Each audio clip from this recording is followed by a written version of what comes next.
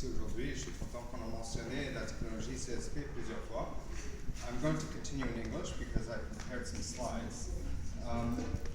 CSP, we've heard it mentioned several times today, especially this morning, as a key technology. And Mazen, our projects are mostly CSP now. And what is interesting about CSP, this could be a real game changer for the Arab world and also for Europe. And I'm going to try to explain and give a little bit of insight into the CSP technology and why it's so important. What is CSP? CSP is very different than PV. PV is just the transformation of the sun rays directly into electricity. With CSP, what we're doing is we're collecting the heat. We're concentrating the sun rays, the energies of the sun directly, and we're producing very high temperatures, and we're using this to heat fluids to drive turbines, to make electricity the old-fashioned way, except without burning fossil fuels. So these are relatively simple designs, and that can be manufactured locally. It's basically glass, the mirrors, steel, concrete, and local contractors can build this. And as we've already seen in Morocco, this is what is happening today. We're also the electrical generating part of it. It's the old steam turbines, which have been around for 100 years. Even the boilers on the top of the towers, it's using the same technologies as the boilers in coal-fired plants or nuclear power plants. So it's relatively simple designs and well-known materials. And this is just a schematic here, what it looks like. You've got a solar field. You can use parabolic troughs, but also towers. And then you have the storage tanks, and I'm going to talk a little bit more about storage. This is a critical part of this technology. And then the fields, you're basically using desert land where there was nothing before. And so the key takeaway is that this is dispatchable power, and we can use this to replace fossil fuels completely. We were talking this morning, especially Said Moulin, and some of the questions that came up, what about the intermittency of renewables? What do we do when the sun goes down? And as Mazen has shown us, you can incorporate storage using CSP technology. You can't do this today with PV or wind because it's too expensive. We've calculated that it costs 6 times as much to store electricity than it does to store heat using CSP. And there are other technologies. Omran mentioned water being a key determining criteria of technology choice. With CSP, because the temperatures are so high, you can use air cooling. And so you require very little water except to clean the mirrors. And even that, you can start using brushes, and people are developing other technologies. So we have a technology which is becoming mature thanks to projects like Mazen, so it's bankable. But at the same time, there's a lot of scope for local development, local R&D, and improvements, and the costs are going to be driven down even further. What we're seeing, and again, Morocco is playing a key role in the development of the CSP industry, not only in the region, but globally. We've seen the prices decline from the subsequent public tenders in Morocco. And we believe, and we've been working with the World Bank and looking at the future cost curves, we believe that this technology can eventually compete with fossil fuels, probably not at current prices, but as we see, many people believe this is a blip and prices will eventually recover. It will become competitive with fossil fuels and nuclear power.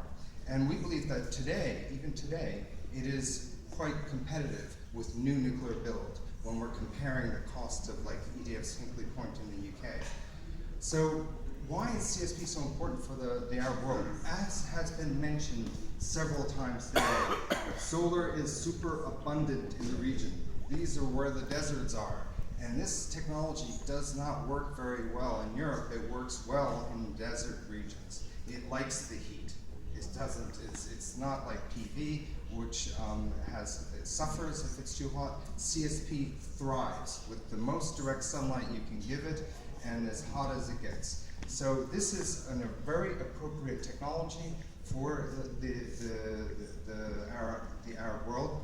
And most it's a natural resource which can not only be used domestically, but like with fossil fuels, can be exported globally and can be used as a vector of economic development and to generate export revenues. So it can also be used, as we've seen, there are huge problems with the subsidization of fossil fuels, and there's also the issue that fossil fuels are becoming more expensive to extract as the oil wells are reach lower levels. And so we have this conjuncture where the CSP costs are coming down, fossil fuel costs will eventually go up, and this will be a sustainable resource for the region. And of course, it is a vector for employment and research and development, because the technology is still not completely mature and there's a lot more room for improvement. So basically, we expect CSP to experience significant growth in the MENA region, and we're already seeing it. It's being driven by Morocco, it's being driven by Saudi Arabia, and this will be an important vector for employment and an important vector for domestic energy, as well as an opportunity for exports. But CSP is also very important for Europe, and for many years, people have been talking about this idea that's often gone by the name of desert tech. We could use a very small part of the Sahara Desert and power in the entire energy needs of Europe. This concept is actually quite valid scientifically. The problem has been in its implementation.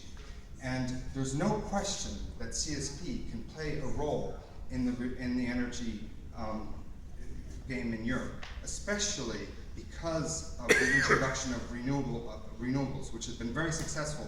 But the renewables that have been introduced today have been intermittent, and it doesn't solve Europe's energy needs. CSP can solve Europe's energy needs.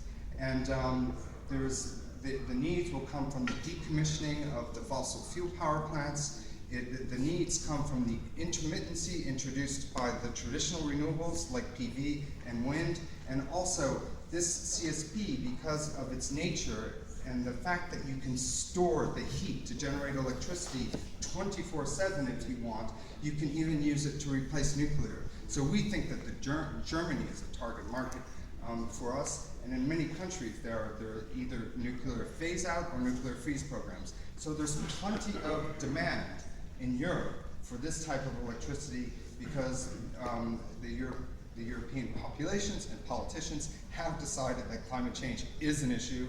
They believe in the science, and CSP, and specifically importing CSP from the MENA region, should play a very important role. And why not do CSP in Europe? Because, as I've mentioned before, it does require direct sunlight, a high degree, high intensity direct sunlight.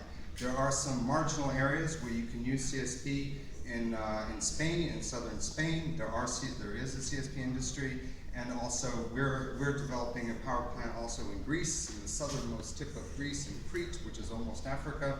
And so this is really an opportunity for the MENA region to export into Europe. The more sun you have, the cheaper it is to produce. We've calculated that there's 3 times as much solar energy falling per square meter in Tunisia than there is in the UK. And so the price differential, of course, the cost differential of our production is similar. I'd like to talk specifically about our project in Tunisia. We've been developing this project for the past 6 years. We've negotiated, I think, with 5 successive governments in this many years. And it's been an interesting time with the Arab Spring, but the project has stayed alive. Everyone talks about the death of desert tech. There is a project which follows the principles of desert tech, which is still alive and well. We have a grid connection in Italy.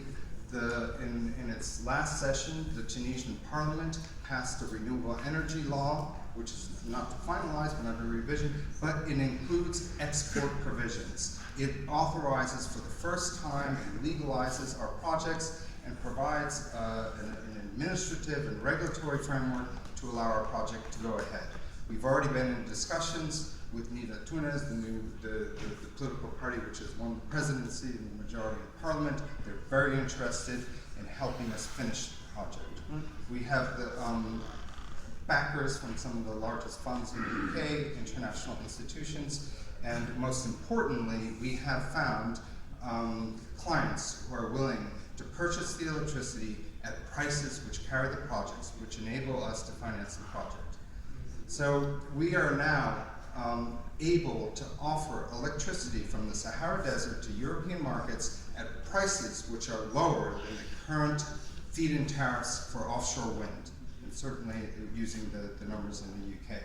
We also believe that we are competitive, and we would be very happy to receive the same feed-in tariffs which are being offered for new nuclear power plants. So this is a very important project which can be a game changer. It can open a new energy corridor between North Africa and Europe. And we're very happy to work with other developers who want to benefit from the infrastructure that we're building, and specifically the 600-kilometer high-voltage DC cable linking the north coast of Tunisia to a point in the core of the European grid north of Rome.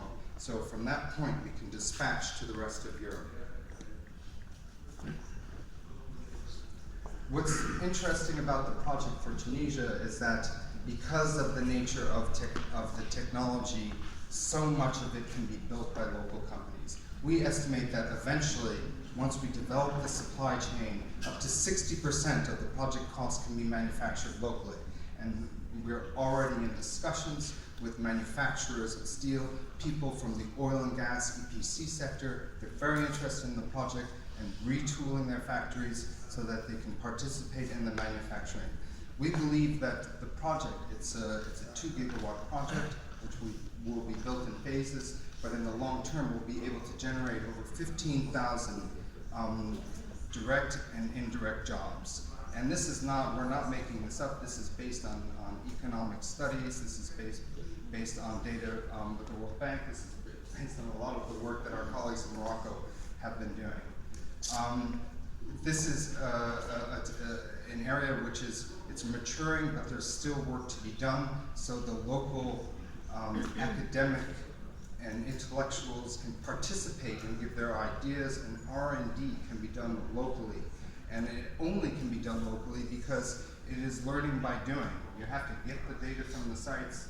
Okay, I'm running out of time, but I'll just finish this up. And it is a generator of export, and also we will make power available to the local grid as required. And so we're not alone. And, as I've mentioned many times, the Moroccans have taken the advance on this. We also have Masdar, who are here today talking about sustainable cities. We've got Aqua Power in Saudi Arabia, which is winning all the bids in Morocco. And I'm going to just quickly, this is my last slide, and this is a very important message. You have 10 seconds. Okay, this is a very important message. The European government could be doing a lot more to help this industry. Right now, this industry is being blocked by the discriminatory feed-in tariff regime. They only accept domestically produced renewables. There's no legislation to allow us to import, even if we're cheaper.